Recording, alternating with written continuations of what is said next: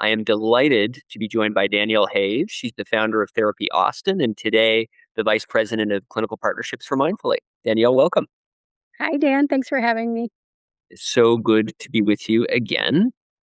I want to start out with, I noticed in your LinkedIn headline, you say that you're championing locally owned mental health practices. Tell me about the significance of that. I am a founder of a locally owned mental health group practice and started one and ran one for about 10 years. And even though I sold my practice and now work for a larger company, it is still rooted in small practices that have come together under Mindfully Behavioral Health, where I am working today. And I think this is where I think clients are going to find the highest quality, most compassionate care. Really, there's people out there who are super dedicated to the care they're giving, and they're allowed to, in these smaller practices, give that type of comprehensive long-term relational care, regardless of the constraints of insurance or whatever else. These types of practices are really mission driven and founder driven, and I think that's where you're going to find, the real juice. It's not just always quantity; the quality is important, and I want to make sure consumers know and that group practice owners are supported. Could you say more about that? Why is it that patients are really going to get the best quality care there? I think because in the types of environments that clinicians, a lot of group practice founders or owners are clinicians, right? And these practices are started on a dream, right? They want to build something. Either their own practice grew because of the word of mouth and quality of care they're providing. Often they have a passion for teaching and training others and increasing access to care. Their caseloads are full. And I think that transmits, they care for their employees as the employees and counseling employees are a client to those agencies, and they're always thinking deeply about ways that they can continue to grow and teach those clinicians. We know that the work we do is very difficult as clinicians, and they're aware of that and always looking for ways to support those clinicians and helping them sustain the practice and the type of practices they want to provide. All of that can get watered down as things scale. You have to be thoughtful about that. It's not impossible, but that can get watered down. And when you start introducing non-clinicians into most of the decision making, a lot of the quality of that starts to disappear because decisions are being made without thoughtfulness and intention behind how it affects the service that you're providing. Now, with scale, there can also be certain advantages, though, too, Right. right? So Right. that ability to offer different services, potentially Right. serve a wider variety of patients. There's trade-offs, Right. right? Yeah, and I think that's one of the tricks. Like we scaled, just started two clinicians wanting to give back to the community and help people in the post graduation during your licensure years, and ended up growing organically, over 10 years to almost 150 clinicians here in Austin with 5 locations. And what we found is that there were more and more people who wanted to work for us, who wanted to stay working for us, more types of clients we can serve, different parts of town, different areas of specialization. And the trick is, even at that scale, trying to make sure that that message and the mission is transmitted through every employee and that your agency policies and procedures and all of that, that is basically, you want that in the water and throughout the culture of the agency you're building so that it's transmitted as every new employee comes in. Noticing that you said you had a co-founder, how should a practice founder, let's say I'm starting a practice, how should I go about that decision of deciding whether to have a partner or not? That's a tricky one. I mean, I think for me, that's how this all began, was building a dream. It was an office mate, and we started talking about ideas and building the dream. I think for everybody, it's a little different. I do think it can be a relief to have a co-founder, to have a partner. In all of this, you can take turns and help each other out. It's also challenging in some ways, but I'd say generally it was helpful to have somebody who, you know, could we could take turns. We could spell each other out a little bit, and so you're not shouldering all those decisions on your own. I've run into a lot of group practices that are owned by like a husband-wife team, which has been an interesting. I really love those dynamics where one person's a clinician and the other has a business background, and that looks really cool to me too. And I'm often impressed with how they navigate all of that. Was your intention from the beginning to grow to the level of 150 clinicians, or did that just evolve naturally? It just evolved. It was a process, like, I think for us at certain stages, you hit a new level of growth. I don't have a business background. I'm a social worker. My co-founder was as well. So I didn't even know a lot of the time, like we went on our instincts, we followed our values, right? But every time we had a period of growth, at 10 clinicians, you kind of have to decide, are we doing this? Are we continuing? At 20, 25, you have to start to build new systems at each stage. So at each stage we would have to kind of take a pause and step back and reflect, and like, what are the trade-offs, the pros and cons of taking that next step of growth. But some of it is the timing. The model we built filled a particular niche in our area at that time. So we had an abundant referral flow, and we had a lot of clinicians who they didn't want to leave, they wanted to stay. So we built based on that of saying, well, this is good. It's good for clinicians, it's good for clients, it's serving our community, and we just kept taking that challenge. And did you find sort of mentors or coaches along the way who could help you understand what you needed to do differently at each of those growth thresholds? Or did you really mostly figure it out on your own? It was a lot of trial and error. I think when I look around today, I'm so impressed and blown away by how many different types of mentors and even services are available for group practice owners. To my knowledge, that doesn't exist back then, right? This is 2012. Simple Practice started the same time we did, and we grew up together, right? HIPAA was new, right? There was a lot of things that just, I think today, looking back, it was difficult to find those mentors. I found myself trying to talk to people in kind of similar businesses, but didn't quite get it, like veterinarians or dentists. And it was hard. We also got a lot of bad advice, but little by little, we found a team of support professionals that really helped us. It took a while. We found a great accountant. We found a great banker. We found, good real estate person, commercial real estate person, and people who were beginning to understand our industry and the constraints that we have that are unique to our type of business, who also were values aligned, right? Yes. And so we built that, and a lot of it was trial and error. But today I look around and I think, oh my gosh, there's all these great incubators, these services, right? There's a lot happening in this field. I just don't know that there was a lot of awareness when we started. I don't think there was another group practice like this in Austin. We were certainly one of the first and grew to one of the largest. It was scary to take on W-2 employees at that time. We didn't ever do 1099, right? It was a lot of that business risk. And then, of course, systems developed like Ring Central and Simple Practice that made it easier, that didn't exist or were emerging at that moment. So, with all of this complexity in the business, you're, I think, bang on that you need great advisors. But one of the tricky things, I think, for a lot of practice owners, and I know for me in my business, is given that the professionals know more about what they do than I do, how do Yeah. I interview them thoughtfully? How do I interview an accountant? If I'm a social worker, how do I know who the best accountant is?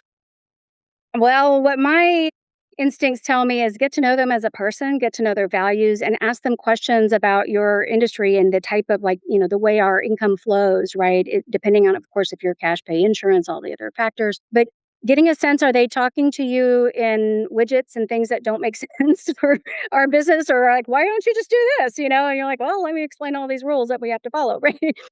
So some of it is just integrity and character, a willingness, if they don't already know much about our field, a willingness to really learn about it and understand with curiosity. I think trust, is a big piece of that, developing a relationship. And I found as we found the right people, there were people I could go to about all kinds of things, and they would point me to someone else, right? And having that network of people that, I don't mind explaining something to someone, but I need to have some sort of values alignment and some understanding of why our business is different from most other types of industries, when you look at service provision and things like that. I think that makes total sense to me. And as we talk about this journey of scaling group practices, one of the things I realized I noticed when I was hearing you just speak was social workers make up about a 35% or so of mental Mhm. health clinicians. It's something like that. And Mm, yet, the vast proportion of really interesting group practices that have scaled that I come across are led by social workers. I don't know if you interesting.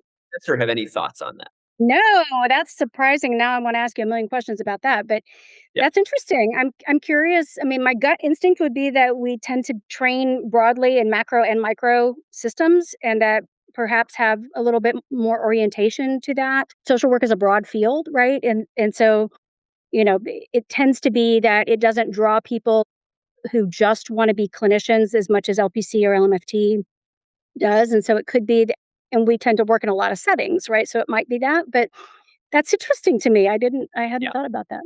Hadn't thought about that until I heard you just speak. And then it occurred to me when that you reminded me you were a social worker, and I was going through my memory banks thinking about it. We tend to Victoria. be advocates and passionate about change. And so many group practice owners I talk to really start with saying, I wanted to build the thing that I thought was missing or that I wanted to see or I wished I'd had. It really is coming from a place of authenticity. And when you talk about from a business perspective, filling a niche, well, that is it because they're filling the thing that they wanted, right? And there are others who want it too. We can't underestimate both, I think, the educational experience of being inundated in leadership and working with other change makers, right? But it's Right. also the people that choose to go through that educational experience are themselves self-selecting. Yes, yes, indeed. And I think group practice owners in general are a breed of clinician. Like we're a certain type, right? Personality type that it's hard enough running private practice, and a lot of clinicians right there have a hard time making the transition from employee to running our own business. And more than ever, right? People have again access to information at their fingertips. There's all these Facebook groups, all this stuff. That just stuff wasn't out there, right? So you had to go talk to some business advisor and hope they understood, your model. We're a funny field, right? Like I had an agency filled with part-time W-2 employees. There are not a lot of places like that, right? And so when you talk HR, you talk about other things, you're really balancing a lot of things. Fee setting was very much up to us. What does the market bear? How well trained are our clinicians, right? Where are we reinvesting money? When you're a clinician practice owner, I think you really make those decisions based on it felt like a rotating, the practice would need support, the clinicians would need support. Co-founder and I would need support so that we could keep growing because we started with full caseloads, and I still to this day maintain a caseload of 5, and I've always had a caseload throughout this entire process because I wanted to stay connected to the clinical work that I do, and there's a way in which that really supported everything, right? But yeah, a lot of trade-offs and decisions, are we gonna hire more administration or do our clinicians need to be fed? Did the cost of living just shoot through the roof? Uh, Yeah. you know? Yeah. What kinds of support systems could be helpful for practice owners? So we're talking a lot about how support systems are more robust today than they used to be. Yeah. But what's still missing, do you think? I don't know. I am just learned about a conference that you shared with me that is a group practice owners conference, and I'm learning. I'm seeing some of those popping up. I think that's really cool because we don't have like a professional organization or anything where we all come together. We're all from different disciplines, right? So there's not, and our boards aren't really focused on this kind of stuff. And there's a lot happening right now in our field that will affect all of this. So it's happening too fast. So I do think places where we congregate, share ideas, support one another, find partners, investors and people who are aligned, understanding what's happening in this marketplace is hard. It's a full-time job, right? And so I think part of like in the gift I'm getting right now is getting to kind of really step back and use that macro hat and look at the landscape and figure out, what kind of support is needed. And I think what you're doing is amazing. Some of the Facebook groups, some of the paid services are really good, but then it comes down to fit, right? Where if you're going to invest time and money into, who are the best people to do that? Who's established? Where are you going to get the value for your money? What I chose to do in this role was start a networking group as I'm meeting different practice owners, talking about mindfully, looking for people who might be interested in joining this family and understanding what we're doing and are the right fit. I realized like I was sharing the same thing over and over with different group practice owners, and I started seeing different archetypes of practice owners. And I was like, I'd love to place where we could all kind of come together, support each other, whether you're trying to get to 10 or you're, established and at 20, but dealing with insurance callbacks or whatever it is, there's this kind of brain trust. And so I did a free networking group that meets once a month. And I bring in sometimes some speakers. Hopefully, you'll be one of them that come in and just allow a more intimate Q&A to kind of pick your brain Mm. and help feed their practices. And just trusting that when you have the collective, the hive, I'm a group therapist as well, and so having the hive mind. And these are folks who are really collaborative from all over the country and all different types of practices. But I'm always amazed at what comes out of these meetings where there's connections that are made and support systems that are being built more just organically, and that's helping people choose which, oh, you did this incubator, okay, tell me more about that, and people can go offline and talk about it or whatever. And for people who are contemplating selling their practices, that's a whole other arena with all kinds of pitfalls. And those of us who made the leap and sold our practices, I think coming forward and talking about what we learned, what worked, what didn't work, and helping educate our peers so that they are, I have no business background. I'd never sold anything before, like other than a house. I didn't know, right? And so it's a huge education curve, and I think that can be helpful for our community to get educated and understand if they're looking to sell or partner with somebody, what are they looking for? What's a good fit? Who are they? Right? Each of these practices is so individual. Are you looking to retire? What phase of your career are you in? What are your goals? Do you want to stay? Do you want to go? You make me think that maybe we need an industry association That's functions. a great idea, Dan. Are you going to do that? Yes, yes. At the end of this podcast, we're gonna create one. I'll support you. There you go. Thank you. So tell me about that decision to sell your practice. What was it that sparked I think I'm gonna do this? For me, it was a couple of factors. I didn't have a plan. I think in hindsight, that's one of the main things I'd say to somebody is have a freaking plan. No, we were on the road, we were on the roll. Everything's good. We're getting tired, right? 10 years is a long time. My kids, I'm 53. My kids are, launching out of the house. Pandemic hits. Suddenly overnight, we flip to a telehealth practice, which was not common at that time. We hired people for 2 years that we never saw in person. There was all kinds of things, right? For us, for clinicians, we worked really hard through the pandemic, right? Like it was not any kind of a rest. And so we got through all of that, supported our people, really proud of how we handled all of that.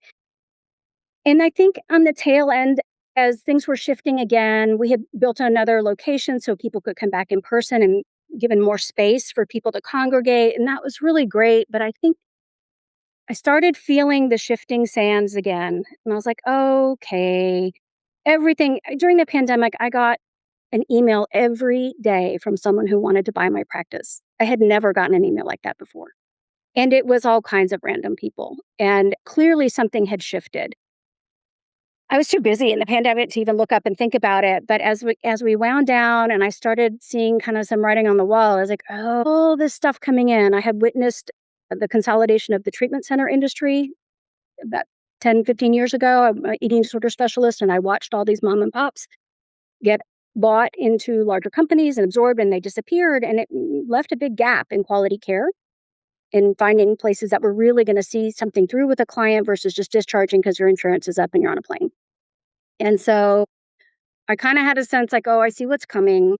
This is gonna be challenging." My partner and I looked for a year, worked with a broker. We're really disappointed with what we found. Kinda gave up, you know. We're like, "Okay, we gotta figure something else out." Feeling pretty tired and like, "Okay, I'm ready to." This industry is, our profession is filled with feast and famine and all these changes. And I was like, "Oh man, do I have it in me to do this again?"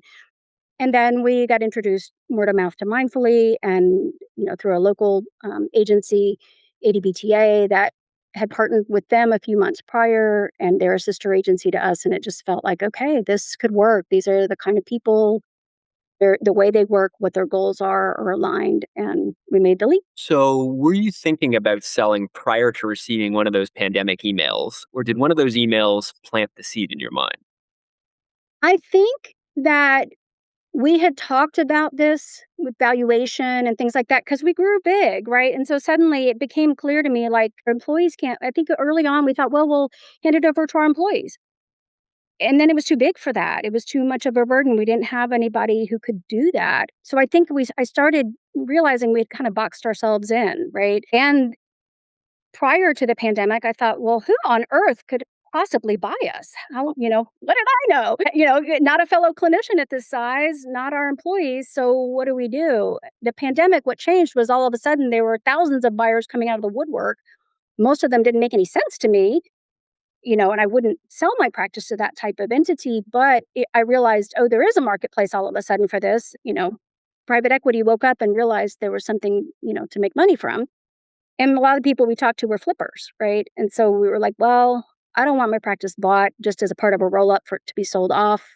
I really want the model I built, I believe in, and that has worked for a decade. And I do still believe is very relevant for the clinicians and clients to carry on. So I want someone who comes in and doesn't just start looking at, oh, well, how do we just roll up, add more sessions and, extract more out of this? And I wanted someone with sophistication around the changing marketplace around, marketing a practice today is very difficult compared to it was easier when there weren't so many practices and the ones that were other private owners, like us. We were, the competition among the local practices was doable and there was room for all. When you bring in the type of money that, private equity can bring in, that really is just buying up market share, it becomes very difficult to compete. You just don't have the dollars to compete with that. The Google ad prices rise. So it just becomes kind of hard, right? We see that in all kinds of industries, right? And so I think that all those realizations where we needed to, for this to preserve and protect and be intact, we needed to find the right kind of person who maintained the values and keep running it as a sustainable, viable business, but not just try to short term. Yeah. I hear you. I hear you. And you guys were self-pay, if I'm remembering right. Yeah. It is still a cash pay practice. We had our niche basically is bringing in, clinicians who are new in the field and offering lower fees. And as they season up, their fees go up to, you know, match their expertise and their specialization. But having a healthy balance in the practice of enough of the lower fees and the high fees subsidize those lower fee clients. And so I watched carefully. We started out, I mean, when I think about 10 years ago, like with a $55 spot up to maybe 125 or 150 at that point. And today it starts at 110 and goes up to 225. And we do have an intern program that can offer $65 services. But it's self-select. There's no income screen. Look at the website. If they want to work with a highly specialized, like an EMDR provider or eating disorder provider who has a lot of training invested, they are asked to pay the higher fees to work with a specialist, but they really can choose, pick your fee. And I find that people understand, right? That if people have more, they tend to give a little more. And so it works out that we can have a large number of low fee clients, which our clinicians love to work with, and it's offset by the people who can afford to pay more and are willing to. There's so much to unpack there too. It strikes me that probably a minority of businesses are truly cash pay, right? Right. 100% cash pay. And so Right. you really need the right buyer who understands the differences, right? You And do. that's you need to be even more selective perhaps in other practices in terms of finding the Right. right. Because on the systems end, right, and that has been one of the challenges is that the practice mindfully behavioral health started in Ohio in an insurance market. But here in Texas, both of the practices they acquired are cash pay. And so, they're very supportive of both models. But it's required on the back end more work for them because you can't streamline all of that because it's very different, right? So The marketing is so different, right? I mean, you right. talked about marketing earlier, and marketing a cash pay So practice different. requires work. Right, and they're having to provide infrastructure for insurance and for cash pay, but fortunately, they bought healthy established practices and retained leaders. So there's not been, there's a level of expertise and education around all of that we can provide, and they have, the 3 clinicians on their executive leadership team who are, speaking up and they've retained good clinicians who understand all of these things and they listen and, do the best to navigate all of that. Well, let's talk a little bit with our time remaining about leadership retention. I think that's really important. Most buyers, I would say, are still in the 100% buyout, replace leader mode. And it's very different when you retain leadership. So if I'm Mhm. a practice owner, I'm considering selling, I built a business to the size where it makes sense to sell it. How would you go through that dilemma? First of all, I think we need to educate practice founders in general that this is even an option. Because I think Right. more and more practice founders know that I can sell 100% of my business and leave, but there's Yeah. this other option. So how should I go about if I'm a practice Yeah. founder thinking of selling? How should I think about that dilemma? Well, here's the let me start with Dan. Like I had the opposite experience that at that time, right? It was different in 22. Nobody was interested in selling if we didn't stay. So Oh, a interesting. Okay. complete opposite experience. I have heard what you just said from other group practice owners, but that is not at all what I experienced. I think so much comes down to the relationship. What are you as a practice owner looking for? Are you looking for an exit? There are, even mindfully will consider that and work with someone retiring, that type of thing. But I think what practices like these are looking for are people who understand they know they don't know all of that. They don't want to wipe the slate and just start over, right? They want to build on what's there. So I think that, I mean, in general, I'd say if you have a practice that's sellable and you're done, you find a buyer that matches that, and that's what they're looking for. But if you want to maintain your culture and your baby, which most of us have built these babies and grown them, right? And you want to hand your baby off, and launch it in a beautiful way, you're looking for a partner. So it's like a relationship. You're dating, you're sorting out who is this person? Do their values match? When would there's conflict, how are we going to resolve it? Are we aligned in expectations? And to have those conversations ahead of time. There's the money side of it. And obviously today more than ever, you can get your business evaluated. There's so much more information today about what practices are worth and so many options for what sale looks like. So just talking to other people, don't just talk to brokers, right? Talk to other people, get word of mouth, talk to people who have sold, talk to people like you, find out, get educated, and then think about what you want in your life. Where are you? Do you have it in you to stay? Is it, that's hard. It's really hard. It is, I agreed to stay for at least 3 years. And the first challenge is all the change and integration. It's culture, right? Shifting culture, integrating culture, believing in what you're doing, getting through the rough spots, right? Getting through that, I think, like a marriage, getting past year 2, where everything blows up, and then deepening and settling in with a new purpose, and just expecting there'll be some of that, but also keeping your eye on the bigger purpose and what you want out of this. And if you're heart centered, I think that's what I come back to over and over again is this is part of a fulfilling of a larger mission, right? Of having this thing survive and thrive and grow in a new era. Yes, and that alignment in anything, if we're talking about integration, we're talking about buying and selling businesses, that alignment is so crucial, right?